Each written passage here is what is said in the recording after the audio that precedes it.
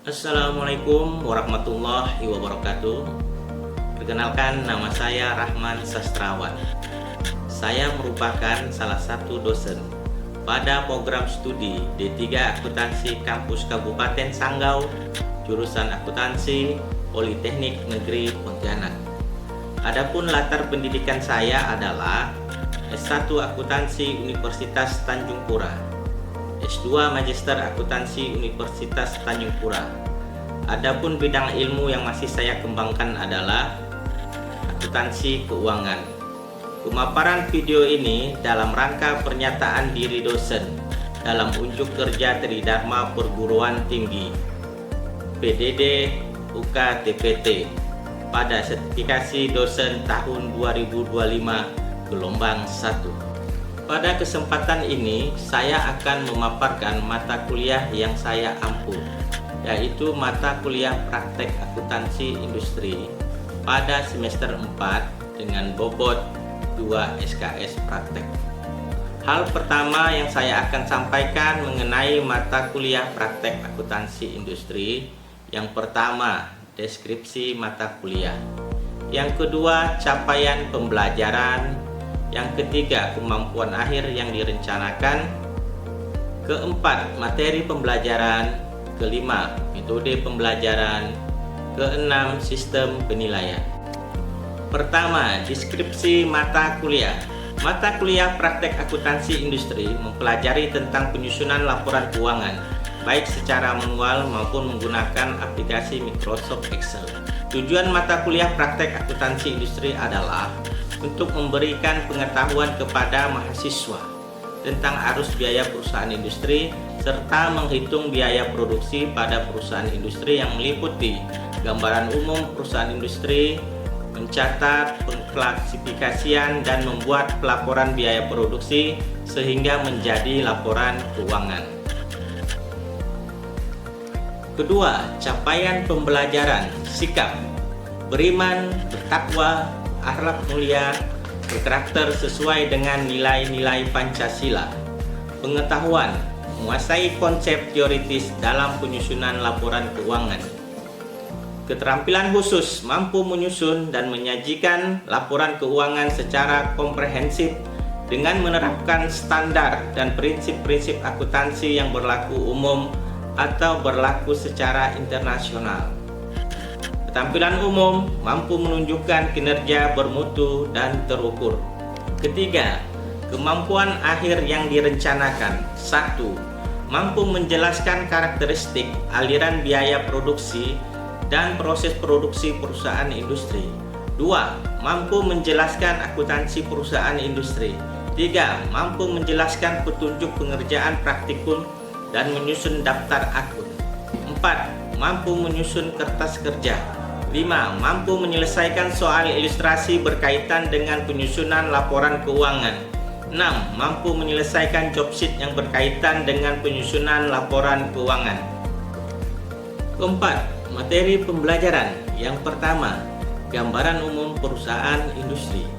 Yang kedua, akuntansi perusahaan industri. Yang ketiga, petunjuk pengerjaan praktikum. Yang keempat, kertas kerja perusahaan industri. Yang kelima, pengerjaan soal ilustrasi. Yang keenam, pengerjaan job sheet. Referensi yang digunakan yang pertama, Mulyadi 2019, Akuntansi Biaya, edisi 5 Universitas Gadjah Mada, Yogyakarta. Yang kedua, Haryati Lintang Aisyatu Rahmi 2017, Praktikum Pengantar Akuntansi Perusahaan Manufaktur, edisi 3 Salemba 4, Jakarta. Kelima, metode pembelajaran, modalitas tatap muka, bentuk kuliah praktek dan tutorial, strategi, pembelajaran kontekstual, metode diskusi, media yang digunakan, laptop dan komputer atau proyektor, sumber pelajar menggunakan textbook. Keenam, sistem penilaian, bobot penilaian, aktivitas 10%, tugas 20%, praktik atau UTS 30%, ujian praktik atau UAS 40%.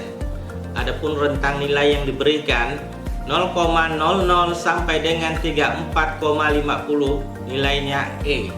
34,51 sampai dengan 50,50 nilainya D.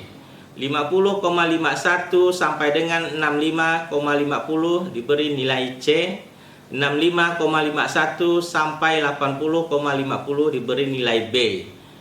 Dan 80,51 sampai 100 diberi nilai A. Selanjutnya saya akan memaparkan video pembelajaran.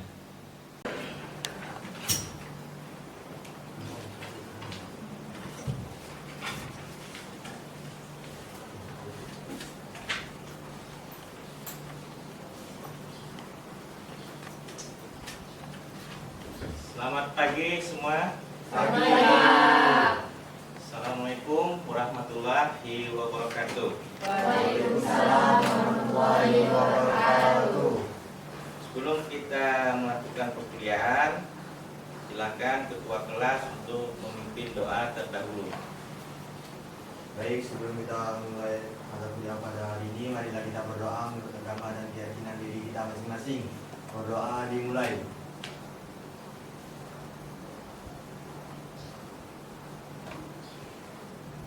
Berdoa selesai. Baik ya, kita absen dulu ya. Ke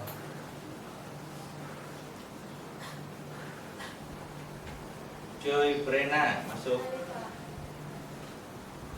Reno Waldi, Hadir Pak. Sri Astuti, Franciscus Windri. Tidak hadir Pak. Tidak hadir ya. Mana nih, Alfa atau Ijin? Ada kontak keterangan. Angkat tangan. Rini, Hadir Pak. Fadila, Elma Tiana, Hadir Pak. Magdalena, Hadir Pak. Okta Prasida, Hadir Pak. Kristiani Niki, Hadir Pak. Elvi, Hadir Pak. Aru, Hadir Pak. Siti Hawa, Hadir Pak. Roberta, Hadir Pak. dan Novianti Saragi. Hadir Pak. Baik ya, sebelum kita mulai ya, kemarin ya atau pertemuan kemarin kalian sudah mempelajari tentang akuntansi industri ya, akuntansi perusahaan industri ya. Sekarang kita masuk ke materi petunjuk pengerjaan praktikum akuntansi perusahaan industri ya.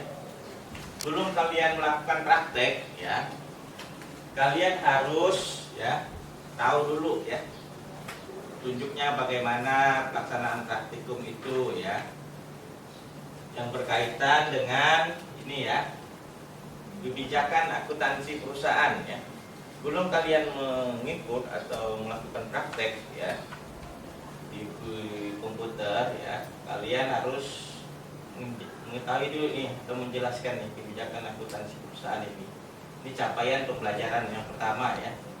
Yang kedua, kalian menjelaskan informasi keuangan perusahaan, pengerjaan soal praktek.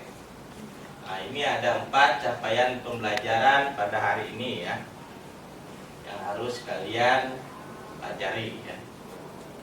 Kemudian untuk buku referensinya ini ya, bisa Haryati ya, ada di perpustakaan kita juga ya, Purwaji dan Praktikum Akuntansi edisi 2 ya. Industri nih, apa sih kebijakannya? Oh, laporan keuangannya disusun berdasarkan SAK IFRS ya, karena ada macam-macam SAK ya. Jadi kalian harus ketahui juga mana yang pas untuk menyusun laporan perusahaan tersebut ya. Ini kita industrinya industri sepatu ya. Kemudian ya, di sini kemudian apabila pengeluaran kas lebih dari 2 juta menggunakan uang tunai yang ada di kas perusahaan. Misalnya kalian menjadi staf ahli akuntansi ya, Nah, kalian baca dulu kebijakan perusahaan itu kalau mau menginput apa ya. Kedua, pembelian ya. Pembelian ini ya, karena PPN yang digunakan 11% ya, ada juga 12% itu untuk barang mewah ya. Kalau dia tidak barang mewah, bisa menggunakan PPN 11% ya. Baku insol, outsole ya. Kalau insol itu bahan baku yang di dalam sepatu itu ya. Kalau outsole itu di luarnya. Kemudian ada retur pembelian untuk mengurangi utang dan pajak masukan. Kemudian ada termin pembayaran 2/10 N/30, denda 1% untuk keterlambatan. Bagaimana dengan penjualan? Nah, penjualan ini sama juga PPN-nya 11%. Nanti dia masuk PPN keluaran ya. Kalau pembelian tadi PPN masukan ya. Contohnya ya, misal nanti kalian menginput ya.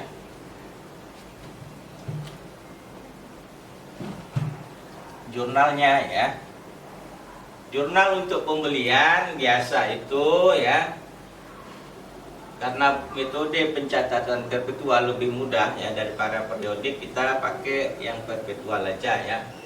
Misalnya pembelian persediaan karet, nah, tulis aja persediaan karet, debitnya ya, isinya jumlahnya berapa nanti, kemudian PPN masukkan ya.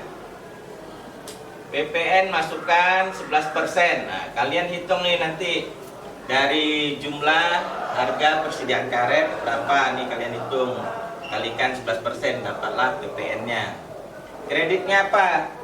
Bisa saja kreditnya utang usaha atau kas ya.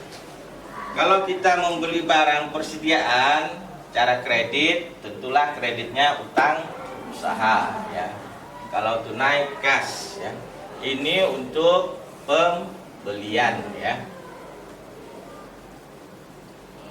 Bagaimana nanti jurnal untuk penjualan ya? Kalau penjualan tentu otomatis di debitnya apa? Debitnya bisa saja piutang atau kas. Kalau piutang dia penjualan secara apa? Nah, secara kredit, bagus ya. Udah pintar ya. Kalau tunai? Kas. Jadi kreditnya apa? Penjualan. Nah, penjualan ya. Akunnya ya. Nanti masukkan saja jumlahnya berapa. Kemudian PPN jelas? Kalau sudah jelas ya, Bapak tes dulu ya. Kalau sudah ditanya jelas pasti sudah bisa kan? Coba Magdalena ya, membeli persediaan karet sejumlah 100 juta.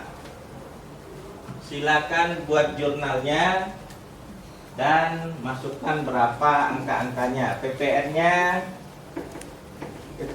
11% ya, 100 juta ya. Coba hitung dulu ya. Mudah itu ya. 100 juta dikali 11% ya. 0,11 kali 100 juta ya. Debitnya tadi sudah Bapak jelaskan ya. Penjualan apa tadi? Pembelian apa tadi? Pembelian kredit atau tunai Bapak bilang? Kredit ya, pembelian kredit bahan baku karet ya.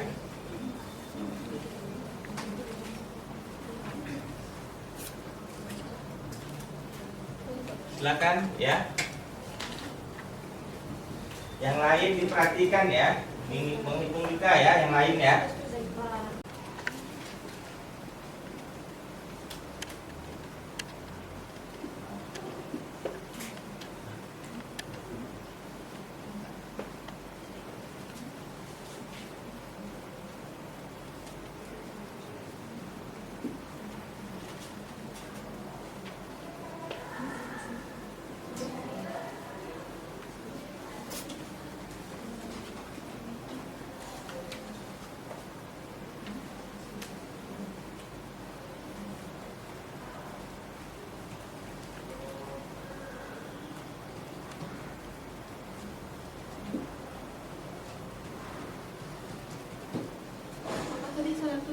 100 juta ya.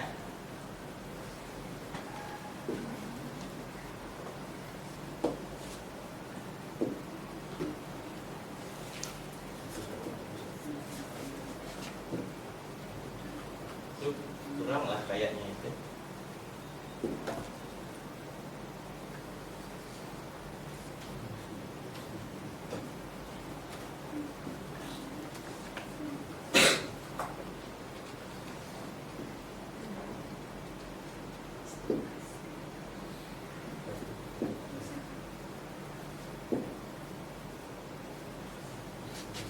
Silakan duduk.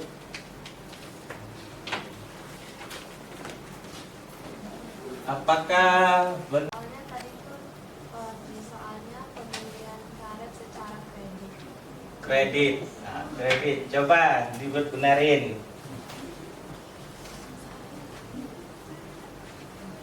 Apa kalau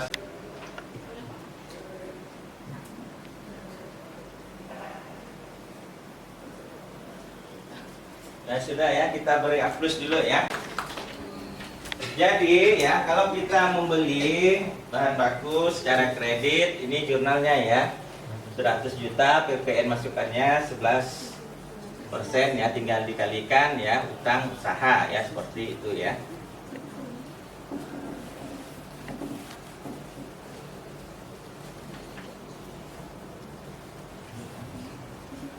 Kemudian kita masuk ke informasi keuangan perusahaan ya. Di buku sudah jelas ya, sudah Bapak buat buku ajarnya ya. Di situ ada kas ya. Jadi kalau kita baru membuat perusahaan itu, nah kita buat neraca saldo awalnya dulu, buat neraca saldo ya. Nah ini ada kasnya 50 ya, lihat di bukunya ada juga ya. Kas di bank 900 ya. Nah, seperti itu, kalian buat neraca saldo dulu. Kalian lihat informasi keuangan perusahaannya ya. Sebelum kalian melakukan praktikum ya. Jangan main asal-asal. Keuangannya dibuat berdasarkan apa? Apakah standar akuntansi keuangan IFRS atau SAK etap ya, atau SAP, atau mau SAK EMKM ya, tergantung lagi perusahaan apa yang kalian susun laporan keuangannya, seperti itu ya. Yang kedua, kalian harus lihat dulu informasi keuangan perusahaan ya. Nanti kalian buat neraca saldonya dulu ya, neraca saldo awal ya. Misalnya dia bulan Januari, itulah neraca saldo awal itu 1 Januari ya. Ini sudah ada data-datanya ya, di buku ajarnya sudah ada juga. Selanjutnya daftar akun ya, pendapatan beban dan pendapatan beban lain-lain ya. Nanti di kelompok aset ini ya, ada aset lancar dan aset tidak lancar ya. Di bukunya sudah ada apa saja daftar akunnya aset lancar ya. Tinggal kalian lihat di buku ajarnya ya. Kemudian liabilitas sama juga ya. Ada modal saham ya. Ada maaf ya, kalau liabilitas ada utang ya. Utang jangka pendek maupun utang jangka panjang, kecuali ekuitas ya. Nah, ada modal saham di sini, ekuitas nanti ya. Atau modal dasar untuk pembentukan perusahaan ya, modal dasar.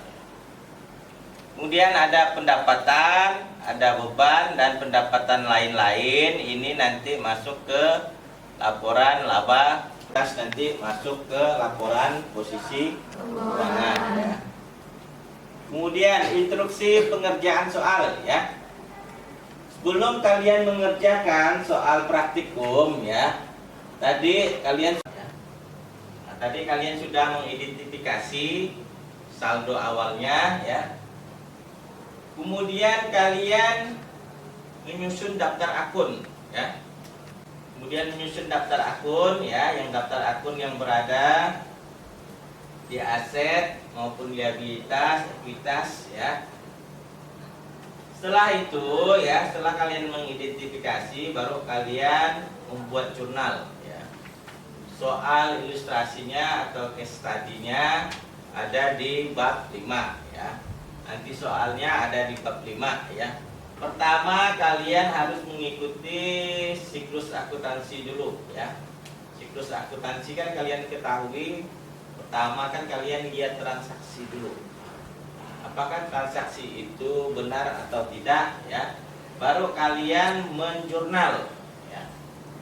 Jurnal umum dan jurnal khusus ya. Jurnal khusus itu ada 4 ya. Ada jurnal pembelian, ada jurnal pengeluaran, ada jurnal penjualan, ada jurnal penerimaan ya. Kalau sewaktu kita membeli ya, kita buat, kalau pembelian secara kredit ya, pembelian secara kredit nanti masuknya ke jurnal penjualan ya.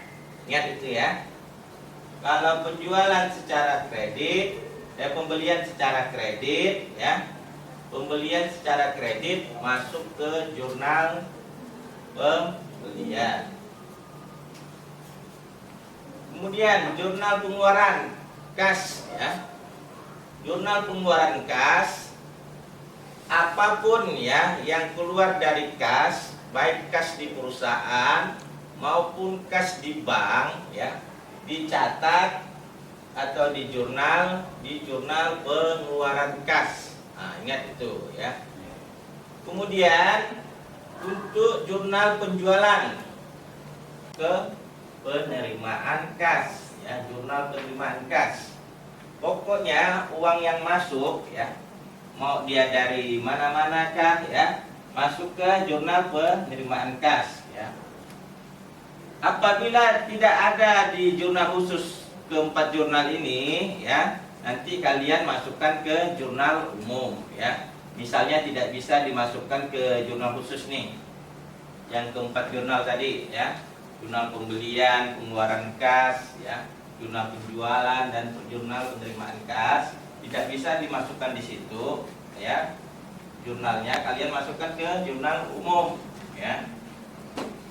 Kemudian nanti bahan penolong nanti kalian satukan saja ya. Setelah itu kalian baru posting ke buku besar ya. Posting buku besar ya. Semua akun yang ada di jurnal umum dan jurnal khusus kalian posting ke buku besar. Apabila dia sebelah debit, kalian catat sebelah debit. Apabila sebelah kredit, kalian catat sebelah kredit ya. Ingat saldo normalnya ya. Ingat saldo normal. Kalau saldo normalnya debit, apabila kita catat sebelah debit, nanti dia akan bertambah sebelah debit ya. Sebelah debit bertambah nanti saldonya ya. Kalau saldo normalnya kredit ya, dia akan bertambah sebelah kredit saldonya nanti. Contohnya apa ya? Saldo normal debit itu kelompok akun aset ya, dan kelompok akun beban.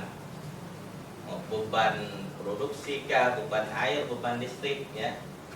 Jangan beban hidup kalian masukkan ya. Kemudian saldo apa tadi? Saldo yang kredit ya. Saldo normalnya kredit ya.